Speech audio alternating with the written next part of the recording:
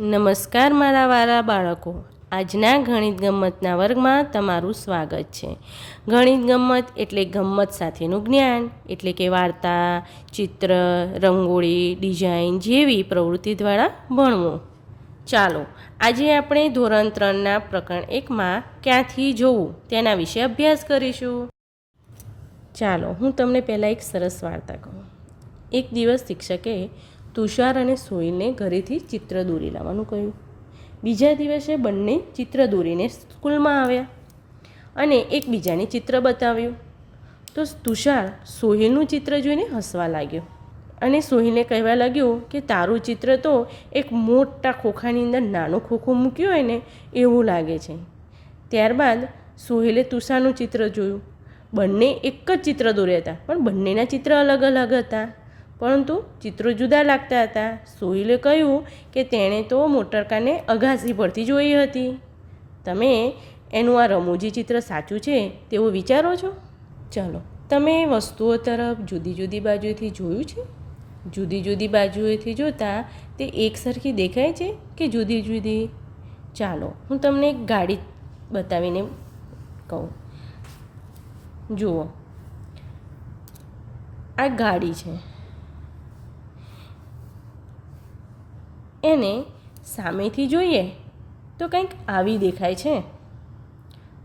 અરે, હવે એને બાજુમાંથી જોઈએ. બાજુએથી જોતાં વળી કંઈક અલગ દેખાય છે. ચાલો હવે આ ગાડીને આપણે ઉપરથી જોઈએ. અરે, આ તો કંઈક અલગ જ દેખાય છે. હા, પેલા સોહિલના ચિત્ર જેવી, મોટા ખોખામાં નાનું ખોખું. બીજી ઘણી અલગ વસ્તુઓ તમને બતાવું કે જે સામેથી જોતાં કેવી દેખાય છે. જુઓ, સામેથી જોતાં સીડી કંઈક આવી દેખાય છે. બોટલ કંઈક આવી દેખાય છે. ખુરશી એ પણ કંઈક દેખાય છે આવી. ડોલ એ પણ અલગ દેખાય છે. જોયું ને, સામેથી જોતાં કેવું દેખાય છે. ચલો હવે આ જ વસ્તુ આપણે ઉપરથી જોઈએ. તો જુઓ, સીડી ઉપરથી જુઓ, આ રીતે દેખાય છે. બોટલ કંઈક આ રીતે દેખાય છે. ખુરશી ઉપરથી જોતાં આવી દેખાય છે. અને ડોલ તો કંઈક અલગ જ દેખાય છે, જ્યારે કે ગોળની અંદર નાનું ગોળ. જોયું ને બાળકો, કેવું અલગ અલગ લાગે છે. હવે થોડા આગળ જઈએ રંગોળી વિશે. ખબર છે, આપણે દિવાળીમાં સરસ મજાની રંગોળી પૂરીએ છીએ.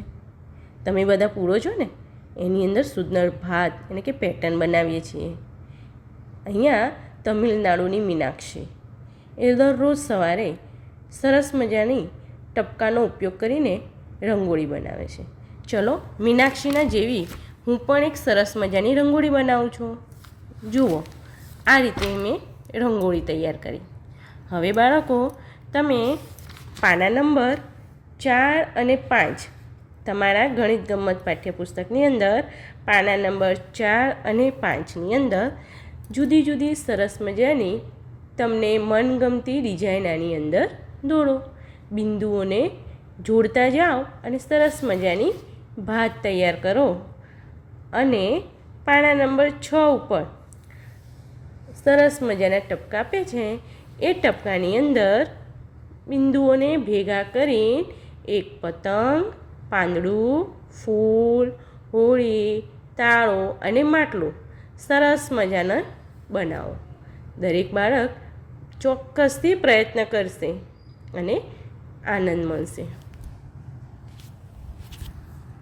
ચલો ચિત્ર આ સિવાયના હું તમને બીજા અલગ અલગ ચિત્રો બતાવું છું કે ઉપરથી જોતાં એ કેવા દેખાય છે.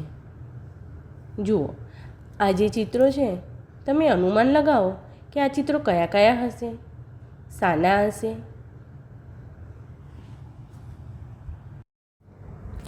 ચાલો મિત્રો, હવે તમને હું એક બીજી સરસ મજાની બીજી વાર્તા કહું છું. વાર્તાનું નામ છે જેવા સાથે તેવા. એક ચિત્રકાર હતો. સરસ મજાનું ચિત્ર બનાવતો હતો. એક દિવસ અમીના એ ચિત્રકારની જોડે જાય છે. ચિત્રકારને કહે છે, તમે મારું ચિત્ર બનાવશો? ચિત્રકારે કહ્યું, હા, પણ હું ચિત્ર બનાવવાના 200 રૂપિયા લઉં છું. અમીનાએ કીધું, સારું. બીજા દિવસ અમીના ચિત્રકાર જોડે ચિત્ર લેવા ગઈ. ચિત્રકારે અમીનાને ચિત્ર બતાવ્યું. અમીનાએ કીધું, આ તો અડધું ચિત્ર છે. ચિત્રકારે કીધું, અડધું ક્યાંથી? જા અરીસો લઈ આવ, એટલે કે દર્પણ લઈ આવ. અમીના દર્પણ લાવી ચિત્રને અરીસાની બાજુમાં ગોઠવ્યું. ચિત્ર પૂરું દેખાયું. હવે ચિત્રકારે અમીનાને કીધું, લાવ મારા 200 રૂપિયા, હવે મારા પૈસા આપ. અમીનાએ કીધું, સારું. અમીનાએ ચિત્રકારને 100ની નોટ આપી. ચિત્રકારે કહ્યું, આ તો 100 રૂપિયા છે. જાઓ દર્પણ લઈ આવો, બાજુમાં મૂકો, બીજી 100ની નોટ દેખાશે. થઈ ગયા ને 200? હા હા હા, દેખ્યું? અમીનાએ ચિત્રકારને કેવી રીતે પૈસા આપ્યા. ચિત્રકારે અમીનાને અડધું ચિત્ર બતાવ્યું અને દર્પણમાં આખું કરીને પૂરું કર્યું. ત્યારે અમીનાએ ચિત્રકારને 100ની નોટ આપી અને દર્પણની અંદર બીજી 100ની નોટ બતાવી, એવી જ ને એવી. થઈ ગયા 200 રૂપિયા. એટલે જેવા સાથે તેવા. હવે બાળકો, પેન્ટરે બનાવેલા આ અડધા ચિત્રને બીજા ચિત્રો તમે જોવા અરીસામાં પ્રયત્ન કરો, જે તમને આખા દેખાશે. પેન્ટરે આવા ઘણા ચિત્રો જેમાં તેણે વસ્તુનો અડધો ભાગ દોર્યો છે. આ ચિત્રમાંથી હું તમને એક પતંગિયાનું અડધું ચિત્ર બતાવું છું. જુઓ, આ છે પતંગિયાનું અડધું ચિત્ર. હવે આ ચિત્રને હું અરીસા સામે મૂકું અને જોઉં છું, તો આ ચિત્ર સામે અરીસો રાખતા આ પતંગિયું આખું દેખાય છે. જોયું ને? પેલા ચિત્રકારે અમીનાનું અડધું ચિત્ર બનાવ્યું તો આખું દેખાયું, એમ આ પતંગિયું પણ આખું દેખાય છે. જુઓ બાળકો, હવે આ પેન્ટરને એની યુક્તિને કામયાબ ના કરવી હોય તો આપણે પેન્ટરને એવા ચિત્રો બતાવીએ કે જેનો ભાગ અરીસામાં દેખતા આખું ચિત્ર ના દેખાય, જેવા કે ઈયર, કપ અને ધ્વજ, જે અરીસામાં જોતા અડધા ચિત્રના જેમ આખું ચિત્ર બનતું નથી. હવે જુઓ બાળકો, પાના નંબર 9 પર દર્પણમાં અડધો ભાગ. આ જે ટપકાવાળી રેખા છે એ દરેક ચિત્રનો અડધો ભાગ દર્પણમાં બરાબર તેના જેવો દેખાય છે. તે ભાગ પાડી શકાય છે. તમે આને જોવા પ્રયત્ન કરો.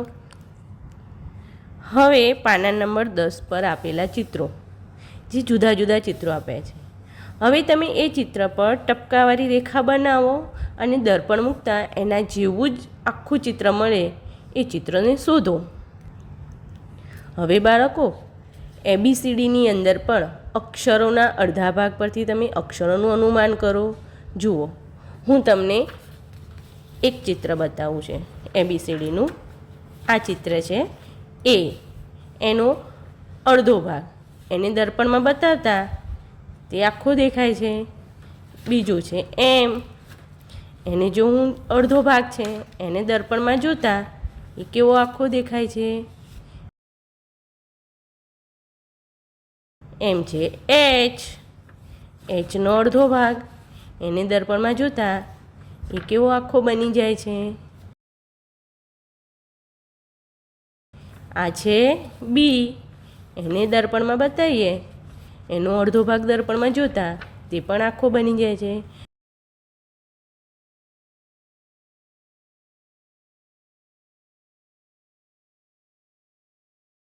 તો બાળકો, તમારા ગણિત ગમ્મત પુસ્તકની અંદર પાના નંબર 11 પર આવા ઘણા બધા આલ્ફાબેટ એટલે કે ABCDના અક્ષરો આપે છે. હવે તમે અનુમાન લગાવો કે આ કયો અક્ષર છે.